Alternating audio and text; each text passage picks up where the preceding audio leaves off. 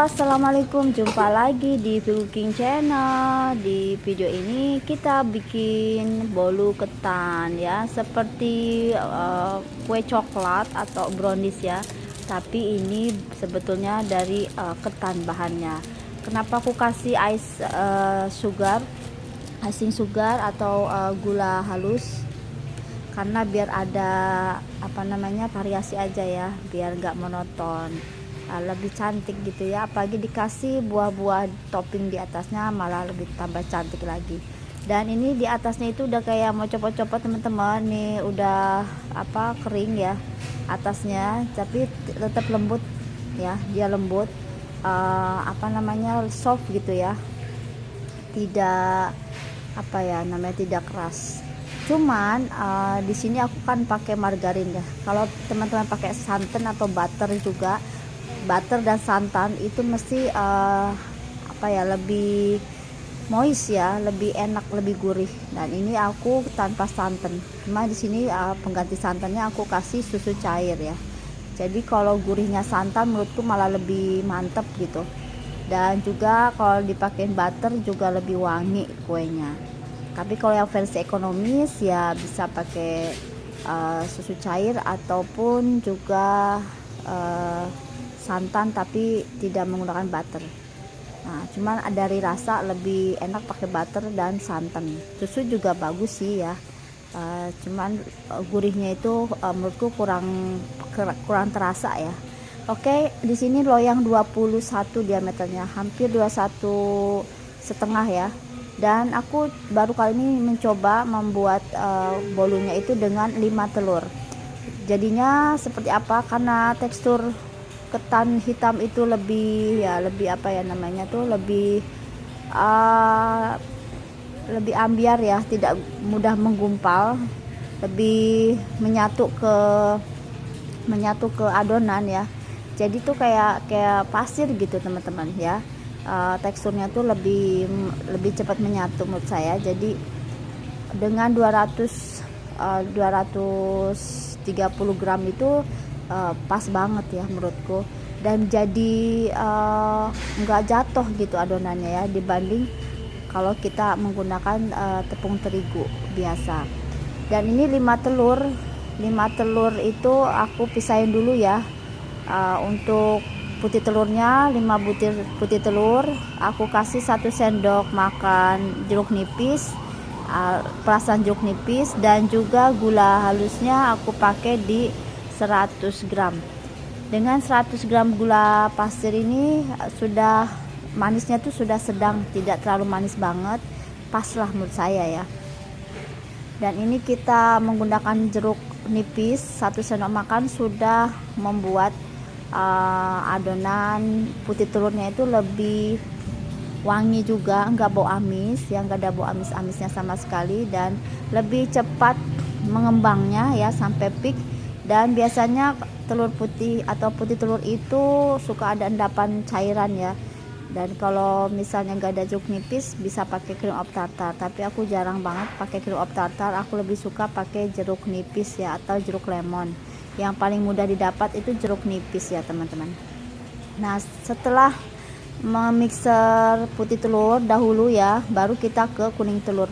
Kenapa harus putih telur dulu dibanding kuning telur? Karena kalau sudah kita mixer kuning telur, kemudian putih telurnya itu baru yang kedua, jadi si mixernya ini karena cuma satu harus dicuci bersih dulu. Kalau nggak dicuci bersih bisa-bisa pas mixer adonan putih telur gagal ya teman-teman. Jadi memang kalau putih telur itu perlu didahulukan kalau mixer kita cuma satu gitu. Kayak saya nih cuma satu mixer, akhirnya saya dahulukan dulu putih telur. Pernah coba kemarin saya dahulukan kuning telur, lupa banget, akhirnya gagal dan dia nggak ngembang putih telurnya.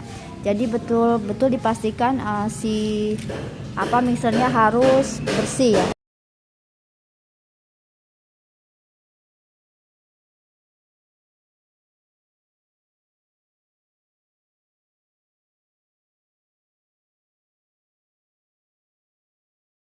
Kuning telurnya sama, aku pakai 5 butir kuning telur, dan juga margarin biasa ya sebanyak 100 gram. ada SP 1 sendok teh ya, vanili, garam secukupnya. Kita mixer sampai pucat ya, mengembang. Teman-teman bisa ganti margarinnya dengan butter atau 50-50 ya. Bisa 50 gram butter atau 50 gram margarin, jadi total semua hampir 100 gram. Nah, ini kita mixer semua. Setelah ini langsung kita masukkan tepung ketannya. Nah, biar tidak terlalu padat banget, kita tambahkan santan atau susu cair. Bisa dikasih juga susu bubuk ya.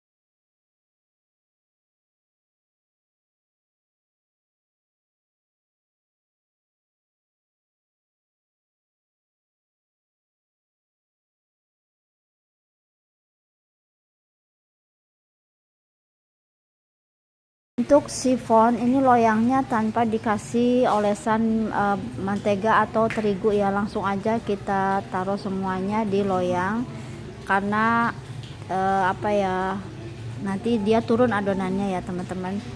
Itu kalau yang pengalamanku pakai tepung terigu ya, meskipun pakai baking powder.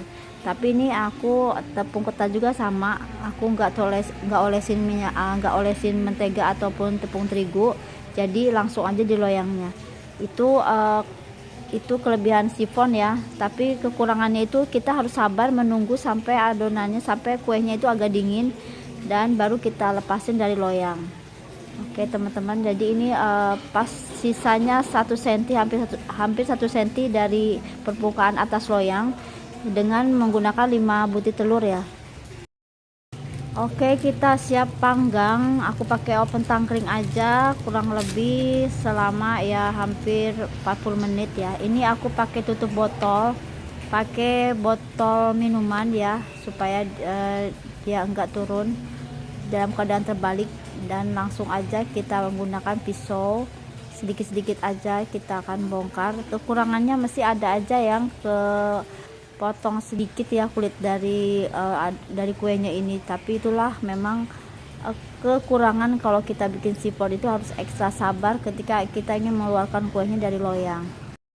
Dan ini lagi kuusahakan untuk mengeluarkan dengan harus ekstra hati-hati, nanti malah kuenya itu memang ada sedikit sih yang suka ke iris gitu ya di dalamnya. Itulah suka duka kita kalau bikin sifon teman-teman, apalagi ini yang ketan ya. Ketan tuh kan biasanya lengket banget, ini juga sama dibikin kue itu lengket, tapi memang harus ekstra sabar ya teman-teman mengeluarkannya. Ini udah pakai pisau dikelilingin satu-satu, kalau bisa ada spatula yang lentur banget itu bisa banget kita masukkan, jadi bagian bawah loyang itu bisa terangkat, tapi memang harus dalam keadaan dingin. Dan akhirnya nih ada yang kebongkar sedikit-sedikit ya teman-teman. Kita akan taruh di piring. Sedikit memang ada yang kebongkar-bongkar ya, kita sisihkan dari piringnya karena itu akibat kita menggunakan pisau ya. Dan setelah cukup hati-hati, kita akhirnya bisa mengeluarkan kuenya dari loyang. Dan ini sisa-sisa bagian atasnya ya, yang udah ada remah-remahan di pinggirannya ya. Langsung saja mau kita hias boleh dengan icing sugar atau dengan ada buah cherry yang lebih cantik ya. Kalau ada cherry, nah ini cantik banget, warna gelap gitu, mirip banget sama brownies atau blackberry ya. Aku nggak nyangka banget kue bolu ketan ini bisa dibikin sifon dengan takar 5 butir telur, 200 gram tepung ketan. Bisa jadi seperti ini teman-teman. Ini ada yang kebongkar sedikit ya, dan hasilnya lumayan cantik sih, tinggi juga ya, kurang lebih 10 cm tingginya. Dan ini juga empuk banget ternyata, karena aku pakai selain margarin tambahkan minyak goreng ya teman-teman. Untuk resep nanti aku ada di kolom deskripsi ya, kasih resepnya teman-teman, karena aku suka lupa nulis resepnya. Nah ini aku inget nih, insya Allah nanti aku tulis di, teman-teman cek di kolom deskripsi ya. Mudah-mudahan sharing-sharing resep barangkali berguna ya. Sebetulnya aku kalau udah kayak gini tuh kepikir buah ceri teman-teman ya, tapi lagi gak ada buah cerinya. Yang terdekat sih yang paling banyak buah strawberry ya. Nah ini bisa dikasih strawberry supaya lebih manis aja kelihatannya. Dan ini icing sugar yang aku pakai bisa buat untuk gula donat juga ya, biasanya seperti itu. Dan ini kita tambahkan lagi untuk mempermanis aja. Ternyata bisa ya dibuat gitu ya tanpa baking powder. Kemarin tuh aku bikin sifon pandan pakai santan ya, dan juga butter, enak sekali teman-teman. Tapi aku tambahin baking powder supaya dia lebih kokoh banget, enggak, walaupun dia lentur-lentur gitu ya teksturnya, tetap buat memperkokoh aku pakai baking powder tanpa mentega ya, tanpa diolesi mentega si loyangnya, dan tanpa olesi tepung terigu ya. Cuman kita harus hati-hati mengeluarkannya aja gitu.